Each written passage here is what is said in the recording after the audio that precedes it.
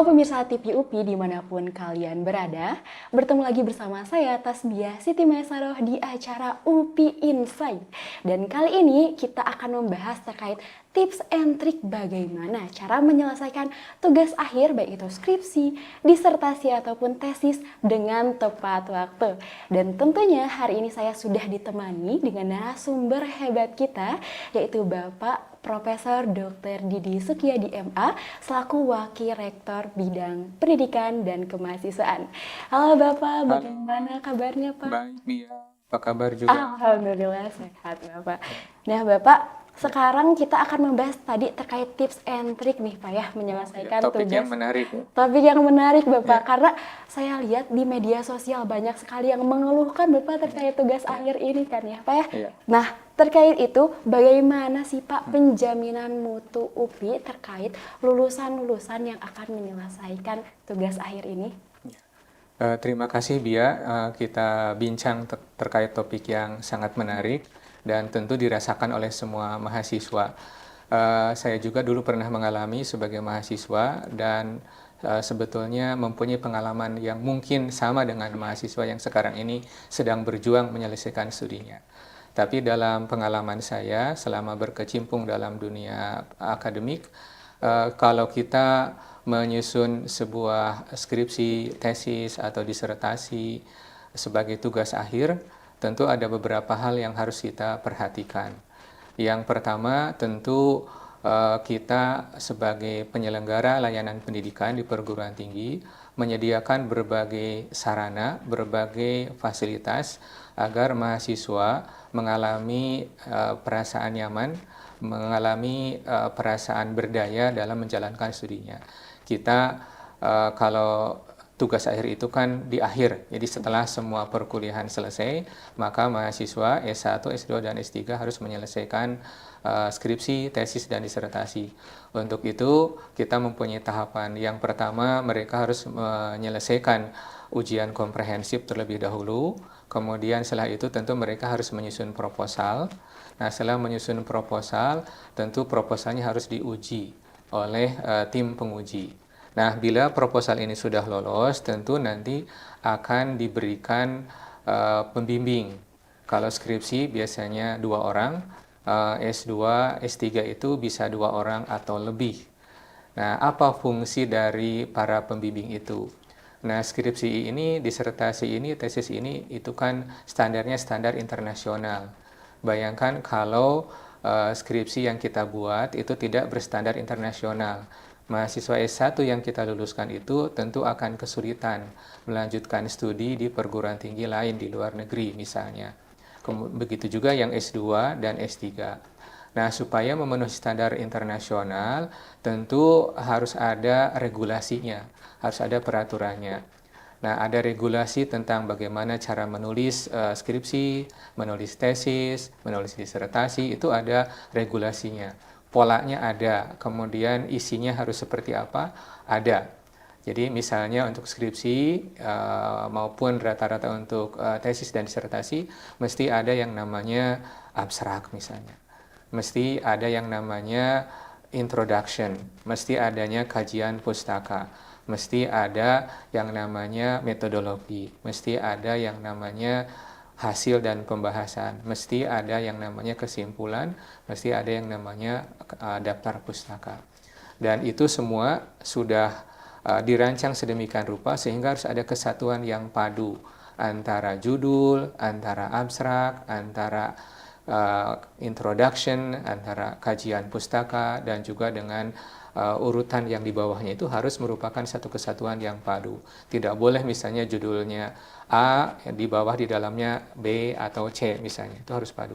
Nah, untuk itu kita memberi tugas kepada para pembimbing. Pembimbing 1 tugasnya apa, pembimbing 2 tugasnya apa.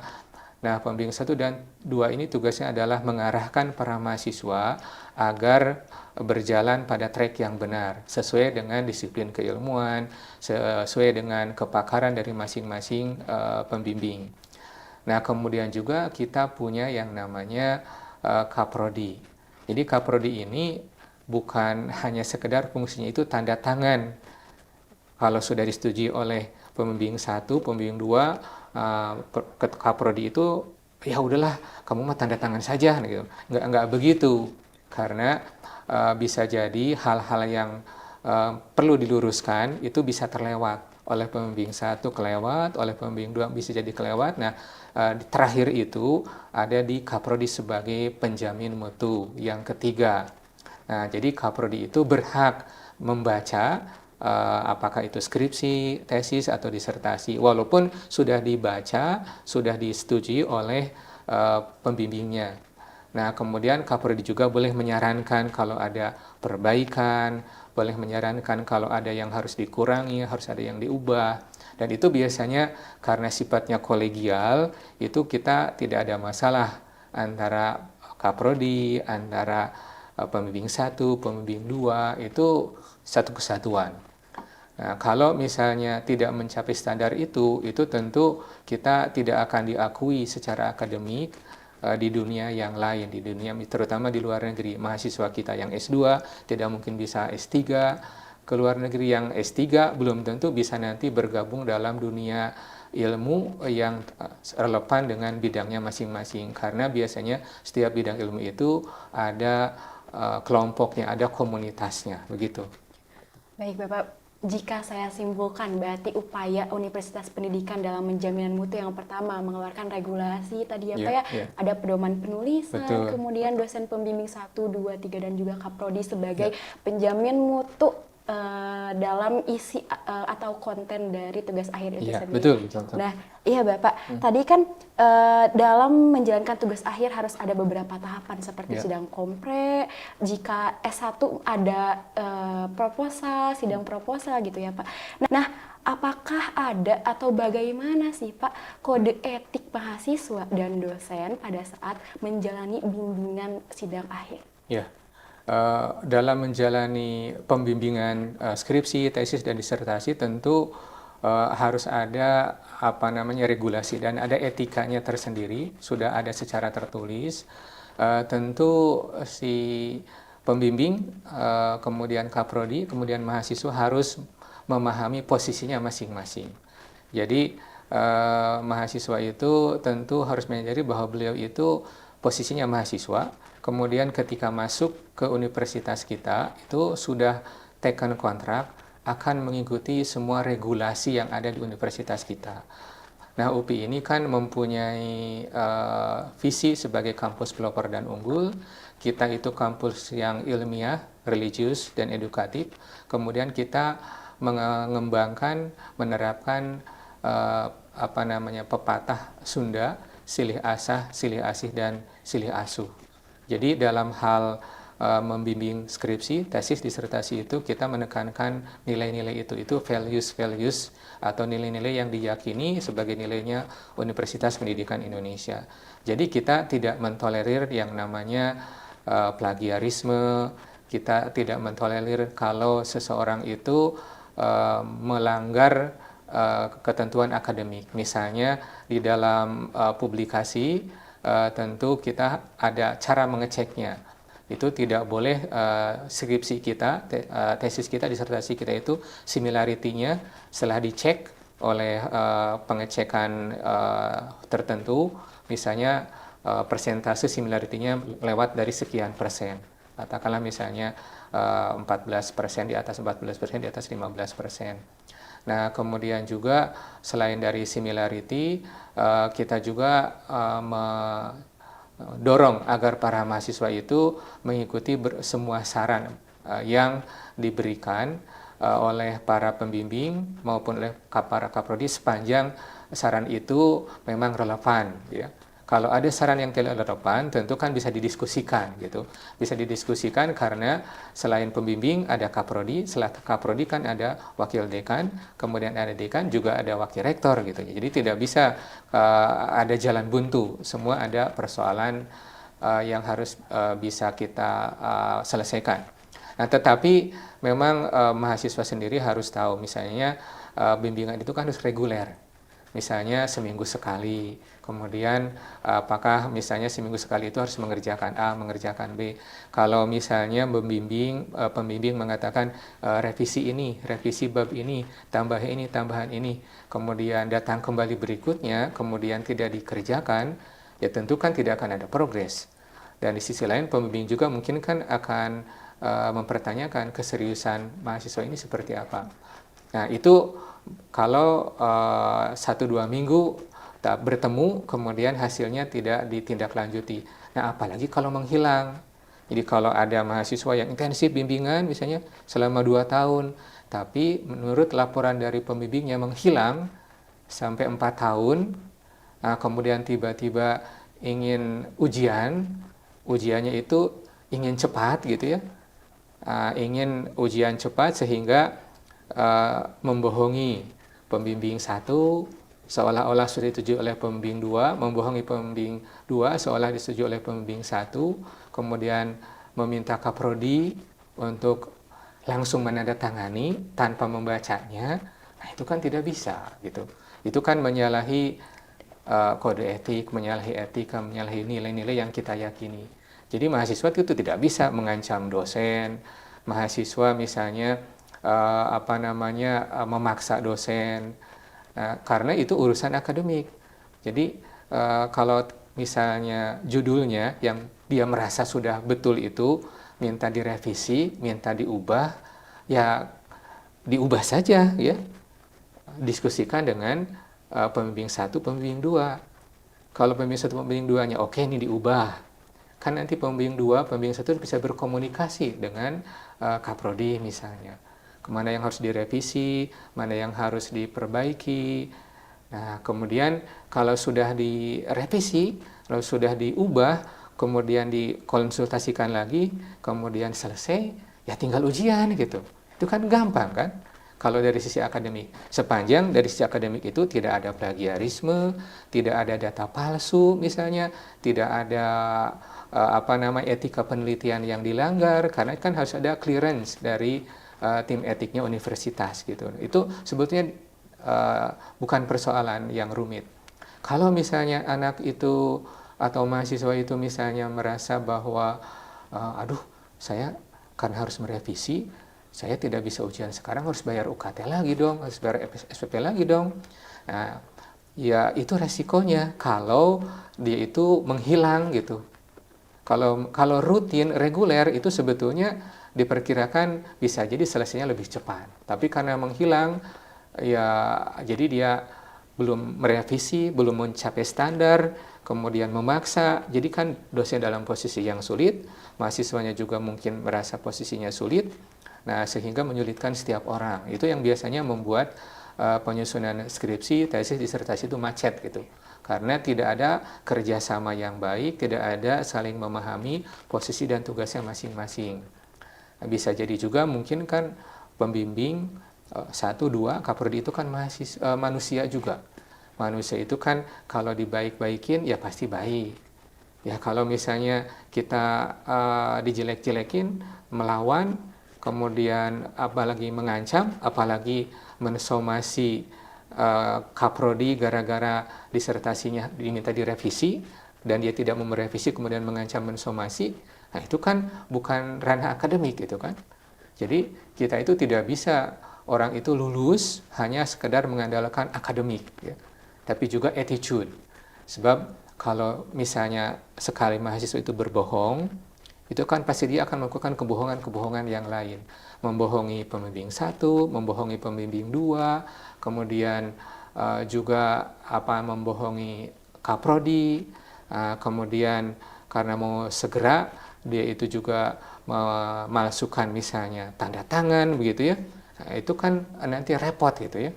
Bagaimana kalau nanti dia lulus? Bagaimana kalau dia nanti menjadi pejabat? Bagaimana kalau dia nanti menjadi katakanlah misalnya nasibnya baik jadi anggota DPR, itu pasti dia akan menghalalkan segala cara.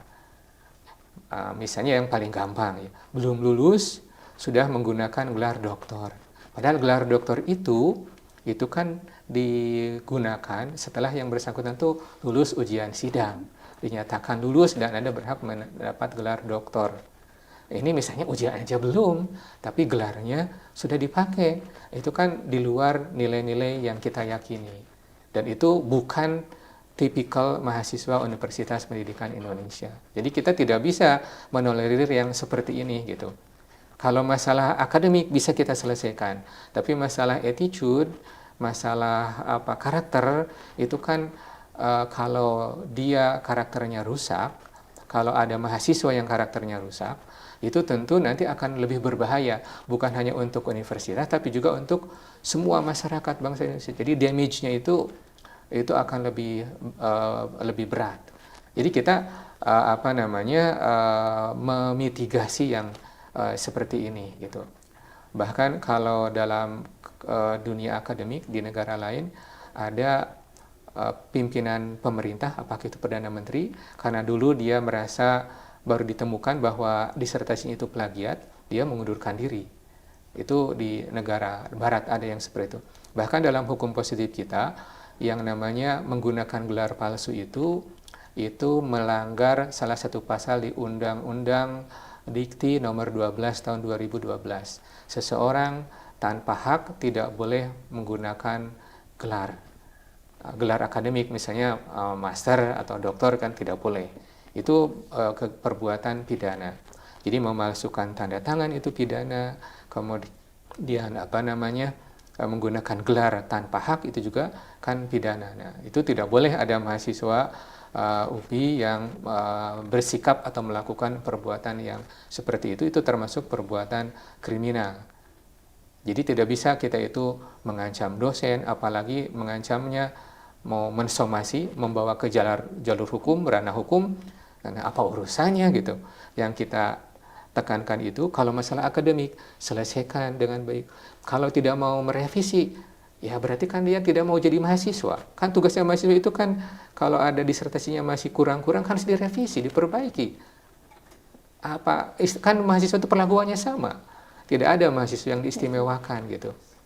Dan itu bukan tanpa sebab kan permohonan revisi itu, dan itu pun bersedia dibantu. Masalah yang namanya kalau harus bayar UKT lagi, di universitas ada kebijakan pembimbing sendiri itu bisa membantu memberikan jalan keluar, mungkin gitu. Baik Bapak, tadi yang Bapak ceritakan itu kan studi kasusnya masalahnya dari mahasiswa gitu ya Pak ya? Betul. Nah, tapi terkadang di lapangan saya suka lihat nih Pak, ada yang masalahnya juga di dosen pembimbing, seperti dosen pembimbingnya yang sulit dihubungi, atau misalkan sulit ditemui. Nah, jadi bagaimana sih Pak tips and trik dari Bapak agar mahasiswa dan dosen pembimbing itu menjalin komunikasi yang baik gitu Pak? Tentu begini, dosen itu kan membimbingnya bukan hanya satu. Kemudian dosen juga kan pernah jadi mahasiswa. Dosen juga kan manusia. Jadi manusia itu kalau diperlakukan dengan baik, kalau kita menghormati beliau sebagai orang tua di kampus, sebagai guru, sebagai pakar dalam bidangnya, tentu tidak akan kesulitan. Jadi misalnya kalau ada perbedaan persepsi, perbedaan pendapat, perbedaan keyakinan, saya menggunakan teori ini, dia menggunakan teori itu bisa diselesaikan. Asal mahasiswanya terbuka. Kalau ada komunikasi yang kurang lancar antara pembimbing, baik pembimbing 1, pembimbing 2, misalnya pembimbing 2 pendapatnya begini, pembimbing 1 pendapatnya begini, itu kan biasanya mahasiswa stres gitu ya, kan posisinya kan sulit ya, ikut ini begini, ikut sana begini. Nah itu tentu kan ada kaprodi, harus berdiskusi dengan kaprodi. Sebelum kaprodi kan ada pembimbing akademik. Setiap mahasiswa yang masuk ke universitas itu pasti ada pembimbing atau penasihat akademiknya. Berdiskusi dengan penasihat akademik, berdiskusi dengan kedua pembimbing, berdiskusi dengan kaprodi. Biasanya kaprodi itu akan mengumpulkan pembimbing 1 diminta, pembimbing 2 diminta hadir, kemudian PA-nya juga diminta, kaprodi diminta. Tapi kalau misalnya masalahnya ada dengan kaprodi, kan ada yang lebih tinggi dari kaprodi. Ada yang namanya wakil dekan 1, datang saja ngobrol gitu ke wakil dekan 1. Kalau wakil dekan 1 belum selesai, ada kan dekan, ada bapak dekan, ada ibu dekan. Di situ fungsinya justru melayani mahasiswa. Tapi melayani mahasiswa itu kan dengan baik untuk mencapai standar yang kita inginkan. Nah, kalau dengan dekan belum selesai juga, kan ada yang namanya warek 1. Ya, bisa datang ke warek 1, tapi itu harus bisa diomongin mahasiswanya. Jadi kalau sudah datang tapi lalu misalnya cuap-cuap di medsos, menjelek-jelekan di medsos, semua yang dikomunikasikan antara dosen dengan mahasiswa itu di-upload di medsos. Kemudian setiap berbicara dengan kaprodi, dengan dekan direkam, rekamannya disebarkan. Nah, itu kan bukan mahasiswa yang bekerja sama gitu. Bagaimana kita mau, kan harus ada saling percaya. Jadi mahasiswa percaya kepada dosen, kepada PA, kepada pembimbing 1, pembimbing 2, kemudian kepada dekan, kepada wakil dekan, kepada universitas. Kalau mahasiswanya tidak percaya, ya terus mau bagaimana? Nah, terus saya juga kan harus percaya sama mahasiswa. Kalau saya mengatakan begini, kita kan mahasiswa itu kan asumsi kita akan mengikuti kan, kerjakan ini. Memang berat gitu, tapi kan itu tugas mahasiswa kan. Kalau misalnya kalau yang gampang kan lebih enak, misalnya tolong misalnya ini referensinya terlalu banyak, subjudul ini hapus kan lebih enak gitu. Oh, tolong tambahkan artikel ini, itu kan relatif mudah.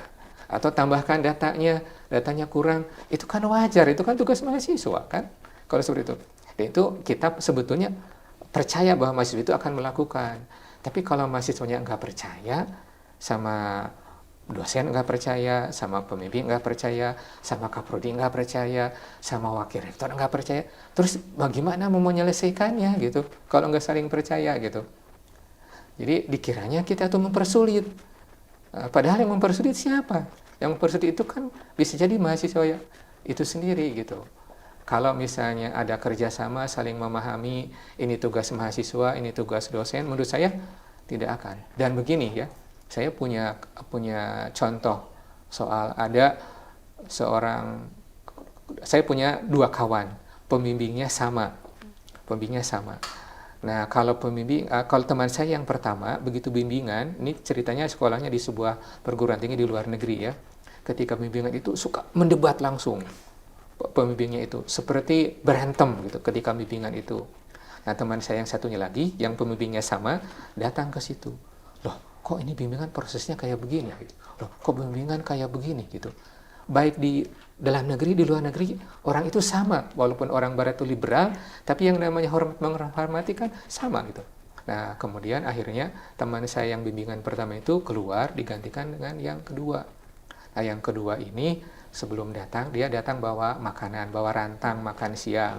Kemudian dia tanya dulu ke pembimbingnya, karena dia tahu pembimbingnya itu tidak punya keluarga, jadi dia sendirian. Ditanya dulu, Prof, sudah makan atau belum? Belum. Apakah lapar? Ya pastilah saya lapar, katanya gitu. Udah, ini saya bawa makanan. Ya, makan dulu ya Prof. Ya, itu profesornya pembimbing itu makan dulu. Setelah kenyang itu sampai terap ya, baru nanti Prof udah selesai, oh kita lanjut bimbingannya. Nah, udah lanjutkan. Ternyata apa yang dikatakan oleh pembimbing, siap saya laksanakan, perbaiki ini, siap Prof, perbaiki ini siap, terus kerjakan, datang lagi, ACC, teman saya itu bisa selesai lebih cepat studinya, sebelum pulang ke Indonesia, dia haji dulu ke Arab Saudi dari Australia, gitu. Nah, sementara teman saya yang satunya lagi, yang suka seperti berantem, tapi mungkin karakternya begitu, gitu ya, nah itu tidak selesai S3-nya, gitu. Nah, itu menunjukkan bahwa dimanapun, baik di Indonesia maupun di luar negeri, yang namanya etika, sopan santun, sikap, itu harus diperhatikan. Kita tidak hanya mendidik mahasiswa itu menjadi pintar, menjadi hebat, menjadi ilmuwan, tapi juga ingin memberikan didikan juga bahwa dia itu ini boleh dilakukan, ini tidak boleh dilakukan, bohong itu tidak boleh, menggunakan gelar tanpa hak itu tidak boleh, kemudian memasukkan tanda tangan itu tidak boleh. Kita kan ingin mengatakan begitu. Tapi kalau ada yang tidak mau dibegitukan, kemudian malah cuap-cuap di tempat yang lain, bukan di dalam gini, dapur kita, kemudian komunikasi personal kita, bahkan komunikasi personal dengan pimpinan universitas pun di upload di tempat yang lain, ya itu kan ya susah gitu. Jadi untuk bisa lulus dengan cepat itu bukan hanya sekedar pinter, bukan hanya sekedar akademiknya hebat, tapi juga harus menunjukkan karakter yang baik sebagai seorang terpelajar, seorang pendidik. Nanti kalau dia lulus kan dipanggilnya misalnya Bia yang sangat terpelajar gitu kan, itu begitu. Apa rela kita memanggil dia yang sangat terpelajar gitu kalau misalnya setiap pembicaraan dengan pembimbingnya karena tidak percaya direkam. Pembicaraan WA dengan pimpinan universitas karena dia tidak percaya direkam gitu. Pemerintah mewajibkan misalnya publikasi, bukan mewajibkan ya, bahwa universitas itu mengharuskan publikasi misalnya di Scopus karena dia by research misalnya, kemudian karena tidak percaya itu setiap saat direkam. Ya kan bagaimana mau percaya gitu kalau ada mahasiswa yang seperti itu gitu ya. Jadi kita lebih menekankan tidak hanya keseimbangan ya, kita menekankan keseimbangan antara yang namanya kognitif, kemudian juga afektif. Nah, kalau yang tiga lagi kan psikomotoris, tapi ini kan lebih kepada bagaimana akademiknya, bagaimana juga sikapnya gitu. Baik Bapak, tadi selain tips and trick untuk menyelesaikan studi tepat waktu adalah dengan cara komunikasi yang baik, berkoordinasi, kooperatif ya Pak antara mahasiswa dan juga dosen pembimbing, serta menjalin adanya keterbukaan, kemudian rasa percaya antara dosen pembimbing dan juga mahasiswa. Kira-kira ada lagi nggak Pak kiat-kiat agar mahasiswa dapat menyelesaikan studi atau pendidikannya tepat waktu? Ya, tentu kalau menurut saya ya, kalau secara akademik itu kan semua bisa dipelajari ya. Bagaimana menulis artikel yang baik. Tentu harus ikut pelatihan juga itu memungkinkan. Misalnya hal yang seperti itu belum didapatkan di kampus, belum didapatkan dari Bapak Ibu dosen, tentu kalau ada pelatihan di tempat lain tidak salah kita melakukan mengikuti pelatihan. Misalnya ada lembaga tertentu melaksanakan pelatihan, tetapi harus dilihat gurunya itu harus guru yang baik. Jadi jangan guru yang terkira-kiranya tidak baik, publikasinya misalnya di Scopus belum ada, tapi memberikan pelatihan di mana-mana gitu. Kemudian yang terbitkannya itu hanya book review, itu bukan artikel gitu. Kalau misalnya dia sudah punya H-index misalnya katakanlah bagus gitu, ya bolehlah dijadikan guru gitu. Jadi pandai-pandai mahasiswa kita itu memilih guru. Guru itu kan harus bisa digugu dan ditiru. Jadi jangan guru yang mengirimkan satu artikel terbit di 2 jurnal, itu kan tidak bagus gitu. Itu melanggar kode etika. Ada juga misalnya seorang guru pelatih gitu ya, tetapi dia itu pernah membajak buku yang sedang direview oleh seseorang, diambil oleh dia soft filenya, kemudian direview oleh dia, diterbitkan lebih dulu di jurnal nasional kita tanpa izin ke yang bersangkutan. Nah itu kan tidak bagus gitu. Jadi pilih guru yang tepat. Nah kemudian guru yang tepat itu guru yang tidak menyesatkan. Jadi kalau ada guru yang membolehkan berbohong, membolehkan plagiat, membolehkan melanggar kode etik akademik, itu kan ya jangan pilih guru yang seperti itu. Dan yang paling penting selain memilih guru yang baik juga harus memiliki kecerdasan spiritual yang baik. Jadi walaupun seseorang itu pintar, kemudian sikapnya sudah baik, tapi mungkin ada hal yang membuat yang di atas belum berkenan. Jadi perlu dilengkapi juga dengan misalnya berdoa baik sama orang tua kita, sama kedua orang tua kita. Kalau kita sebagai kepala keluarga, ya baik sama istri. Kalau seorang istri baik sama suami, baik sama anak, itu tidak membuat mereka sakit hati atau sakit pikiran gitu. Tentu itu akan turut membantu menyelesaikan studi. Jadi harus komplit ya. Jadi seorang yang amat terpelajar itu berarti kecerdasan akademiknya harus bagus, kecerdasan emosinya harus bagus, sikapnya harus bagus, kemudian kecerdasan spiritualnya juga harus bagus. Kita tidak mau misalnya pinter, tapi attitude-nya kurang bagus. Rasa hormat kepada dosen tidak ada, rasa hormat kepada institusi tidak ada, rasa hormat kepada pimpinan universitas tidak ada, adanya curiga, adanya merasa playing victim itu merasa dia itu korban. Padahal yang membuat dia jadi korban itu dia sendiri gitu misalnya. Itu menurut saya tidak bagus gitu. Yang terakhir nih Pak, bagaimana, apakah ada layanan konseling atau psikologi bagi mahasiswa yang merasa tidak sanggup atau tidak kuat gitu ya Pak menahan beban dari tugas akhir ini? Ada. Jadi kita punya namanya badan CDC, Career Development Center, dan bimbingan konseling. Itu kepalanya Ibu Yusi yang sangat baik ya. Nah, itu kalau kita mengalami persoalan yang tidak bisa dipecahkan, setelah bertemu dengan pembimbing akademik, setelah bertemu dengan dosen pembimbing, kemudian bertemu dengan kaprodi, masih ada ganjalan di hati yang sifatnya mungkin kecemasan, kemudian ketakutan, merasa tidak aman, itu sebetulnya bisa datang mendapatkan pelayanan di sana. Kalau masalah akademik, bukan masalah akademik ya, masalah keuangan, itu kita terhadap mahasiswa S1 mempunyai policy, tidak boleh ada mahasiswa S1 itu yang berhenti kuliah karena tidak punya uang. Ada beasiswa, ada 8.000 mahasiswa kita yang mendapatkan beasiswa, kemudian ada juga beasiswa dari perusahaan-perusahaan, dari yayasan-yayasan gitu. Nah, kemudian juga ada penangguhan pembayaran UKT gitu. Nah, kalau untuk mahasiswa S2, S3 ada penangguhan. Kalau bulan ini belum punya uang, bisa bayar berikutnya. Bisa juga cuti dulu. Nah, semester ini cuti, nanti berikutnya dilanjutkan. Itu untuk masalah keuangan. Tapi untuk masalah psikologis, itu ada lembaganya khusus. Jadi jangan sampai begini, ada mahasiswa kita yang beda pendapat dengan temannya, yang satu asalnya dari pesantren, yang satu dari sekolah umum, kemudian 2 orang temannya itu berpacaran, kemudian teman ini mengingatkan gitu ya, tapi temannya malah marah yang diingatkannya itu, kemudian dia itu jadi sakit, stres, dan itu sampai meninggal. Dan itu bisa jadi karena dia punya daya tahan psikologisnya yang rendah, dan itu dipendam, tidak disampaikan kepada PA, tidak disampaikan kepada yang lain. Kalau ada mahasiswa yang sudah dikonseling, kemudian juga yang sudah diperlakukan A, perlakukan B, diberikan treatment A, treatment B, masih tetap mahasiswa itu tidak bisa diajak kompromi, masih merasa dia yang paling benar, tentu kita juga punya sistem.